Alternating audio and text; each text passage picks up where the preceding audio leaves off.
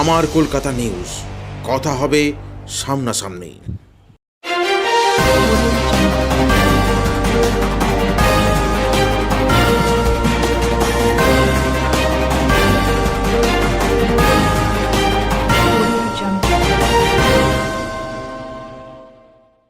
কৃষিক্ষেত্রে ন্যাড়া পোড়ানোর একটি প্রচলিত ধারা বহুদিন ধরে চলে আসছে। সময়ের সাথে সাথে পরিবেশের অনেক রদবদল ঘটেছে, যানবাহন বেড়েছে কলকারখানা, জনসংখ্যার বৃদ্ধি ঘটেছে। স্বাভাবিক কারণেই প্রকৃতিতেও আবহাওয়ার পরিবর্তন ঘটছে। কিন্তু সেই সময়কার চিন্তাধারা এখনও চলে আসছে গ্রামীণ ভারতে।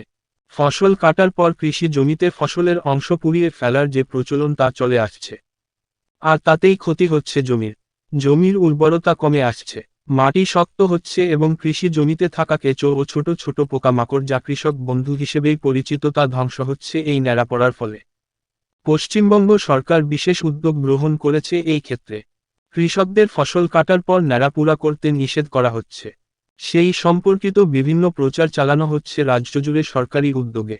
হুগলি জেলা জুড়ে জেলা কৃষি দপ্তরের উদ্যোগে জেলার 5টি ব্লক বলাগড়, পান্ডুয়া, মগরা, ধনিয়াখালী, পলবাদাতপুর এলাকায় সচেতনতা প্রচার চালালো পশ্চিমবঙ্গ সরকারের লোকশিল্পীরা। অশোক কুমার রায়, কৌশিক গোস্বামী, অর্ণব ঘোষ, মহিলা অভিনেত্রী নুপুর রায়, সন্দীপ রুদ্রর লেখা নয় ন্যাড়া না ভার যাত্রায় অভিনয়ের মাধ্যমে ন্যাড়াপোড়ার ক্ষতিকারক দিক তুলে ধরেন।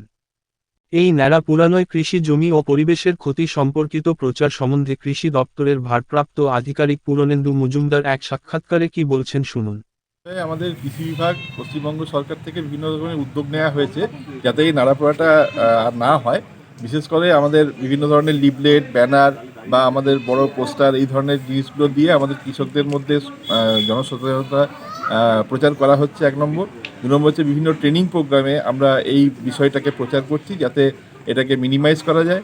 আর বিভিন্ন ধরনের যে মেশিনারিজ রয়েছে, যেমন আমাদের ওই হ্যাপি সিডার থেকে শুরু করে বা বিভিন্ন রোটাভেটার, এই ধরনের মেশিনের মাধ্যম দিয়ে যাতে খড়টাকে মিশিয়ে দেওয়া যায় মাটির সঙ্গে, সেটাও একটু কৃষকদের যারা করতে পারেন তাহলে খুব ভালো একটা কম্পোস্ট সার তৈরি করা যাবে 1 নম্বর। আর 2 নম্বর হচ্ছে বিভিন্ন স্ট্র বেলার এখন পাওয়া যায়, স্ট্র বেলার দিয়ে ওটাকে ভালোভাবে বান্ডিল করে নিয়ে সেখান থেকে খড়টাকে অন্যান্য কাজেও আমরা ব্যবহার করতে পারি।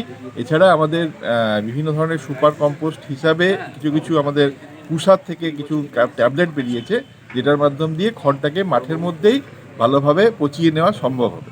তার ফলে আমাদের খড়টা আমাদের বিভিন্ন ধরনের কম্পোস্টের মাধ্যমে গাছের খাদ্য হিসাবে গ্রহণযোগ্য অবস্থায় যেতে পারে। আমার কলকাতা নিউজ, কথা হবে সামনাসামনি।